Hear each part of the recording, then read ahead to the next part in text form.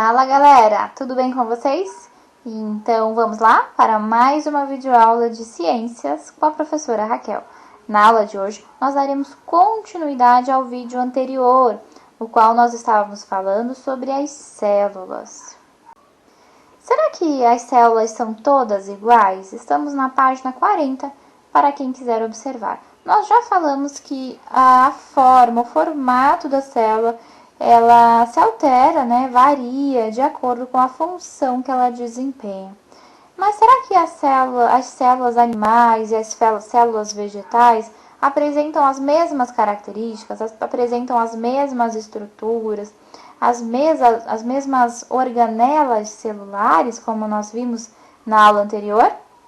Então, veja, aqui eu trouxe representando uma célula animal e uma célula vegetal. Vamos observá-las?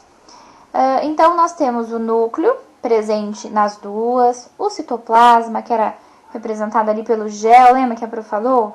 Nós temos a membrana plasmática nas duas, só que vejam que na célula vegetal surgiram algumas palavrinhas diferentes, né? Então, existem duas estruturas presentes nas células vegetais que não estão presentes nas células animais. Que estruturas são essas? Pessoal, observem ali pela imagem. O que surgiu de novo? O cloroplasto e a parede celular. Pessoal, então são estruturas que são exclusivas das células dos vegetais. Então, das células que vão constituir as plantas, né? Os organismos do reino vegetal, tá bom? As células vegetais, então, elas vão possuir essa parede celular, e a parede celular ela é formada pela celulose, tá, gente? A celulose ela é utilizada para a produção do papel. Qual é a função da parede celular nas células vegetais? É proteger e sustentar a célula, tá bom? Nas células animais e vegetais, a gente vai perceber a presença de vacúolos. Então, vejam, nas duas células, como a gente pode observar na imagem, nas duas células existem os vacúolos. Só como a gente falou na aula anterior, na célula animal, os vacúolos eles são bem raros, eles não estão presentes em todas as células. Quem se lembra em qual é a célula em que a gente encontra os vacúolos? Eu falou no vídeo passado. Qual era? Eram nas células de gordura, que eles tinham uma reserva de gordura. Então, é só nas células do tecido adiposo em que a gente vai encontrar os vacúolos. Não são em todas as células, tá? Já nas células vegetais, o vacúolo ele é muito mais importante, ele tem uma função muito maior. Inclusive, ele é uma estrutura maior, ele ocupa um grande volume dentro da célula. E esse vacúolo nas células vegetais, ele está repleto de água e nutrientes. Então, veja, a gente pode dizer que a diferença fundamental entre as células vegetais e animais é a presença de cloroplastos e da parede celular. E lembrando que a função, né, dos vacúolos também é diferente nas células animais e nas células vegetais. E, gente, falamos sobre o vacúolo, falamos sobre a parede celular, mas e os cloroplastos? No interior dessas organelas, né, no interior dos cloroplastos, a gente vai encontrar a clorofila. Quem é a clorofila? Já ouviram falar nesse nome? A clorofila, ela é um pigmento que é responsável pela absorção da luz, para que as plantas, para que os vegetais consigam realizar a fotossíntese, tá? Então, a gente já imagina que o cloroplasto é uma organela relacionada com a realização da fotossíntese, não é mesmo? Agora existe, pessoal, uma outra diferenciação entre os tipos de células que é muito importante a gente prestar muita atenção e entender bem.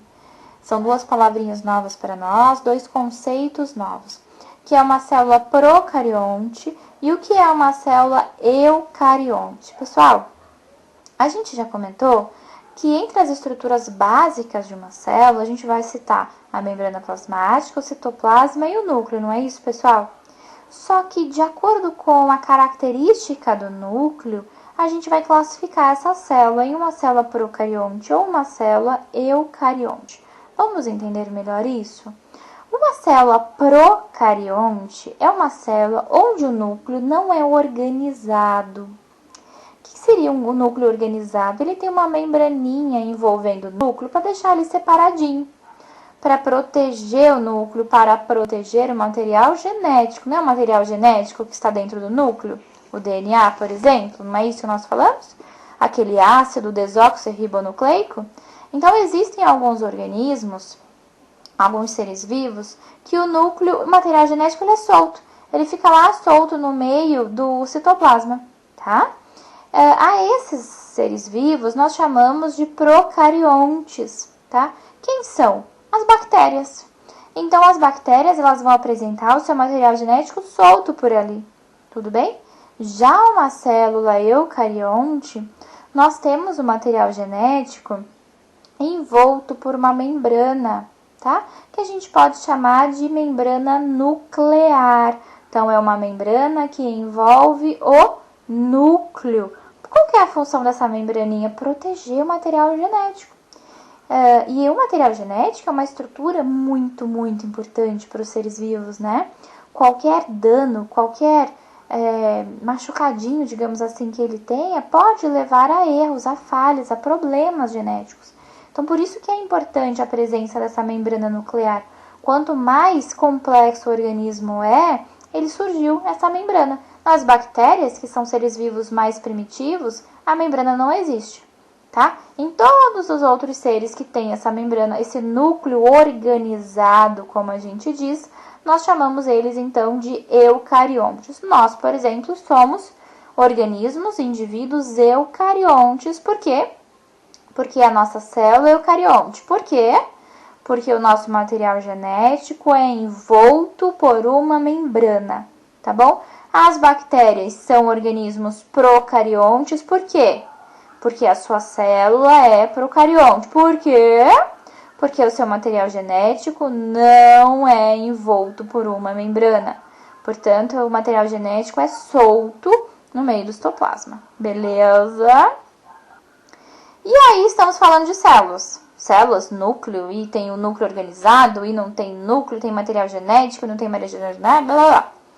Pessoal, existe um único tipo de célula que não tem núcleo, ou seja, ele não tem material genético. Que células nós estamos falando? Das hemácias. São células sanguíneas, tá? E que transportam oxigênio, né? Então, a hemácia madura, ela é produzida sem núcleo. Ela tem apenas a proteína, né? A chamada hemoglobina, que vai realizar, então, esse transporte de oxigênio no nosso sistema circulatório, através do sangue, né? Mas elas não têm núcleo, então ela não tem material genético, tá bom? Uma curiosidade aí para vocês. Agora a gente vai falar sobre os níveis de organização. O corpo humano ele pode ser observado em seus vários níveis de organização. São estabelecidos de acordo com uma hierarquia, tá? Vocês vão entender isso, esperem aí. Normalmente, quando a gente fala em nível de organização dos seres vivos, a gente inicia com a célula, então a gente vai crescendo. Só que a gente não pode se esquecer que as células são formadas por moléculas, né? E as moléculas são formadas por átomos, não é isso? Então, vejam, átomos e moléculas, elas vão representar um nível químico da organização do corpo humano. Já as células são consideradas as unidades mais básicas de um ser vivo, não foi isso que nós falamos? Então, é o que nós vamos chamar de um nível celular. Então, nós falamos sobre o nível químico, átomos e moléculas, aí nós vamos crescendo, nós vamos para o nível celular. E o terceiro nível de organização é o tecidual, ou seja, são os tecidos que são formados por grupos de células semelhantes, ou seja, o conjunto de células vai formar um tecido, tá? E quando diferentes tipos de tecidos estão unidos, eles vão formar o quarto nível de organização, que é o nível orgânico, ou seja, os órgãos. Então, o conjunto de tecido vai formar o órgão, tá? E o quinto nível é o nível sistêmico, ou seja, um sistema, o que é o sistema? Ele consiste em órgãos relacionados que vão desempenhar a mesma função. Então, por exemplo, quando a gente tem diversos órgãos unidos, através do sistema reprodutor feminino, por exemplo, isso é um sistema. Então, a gente tem o útero, a gente tem o ovário, então a gente tem diversos órgãos no sistema reprodutor. a gente tem o sistema nervoso com o encéfalo, né? Com a medula. Então, é o sistema nervoso, tudo bem?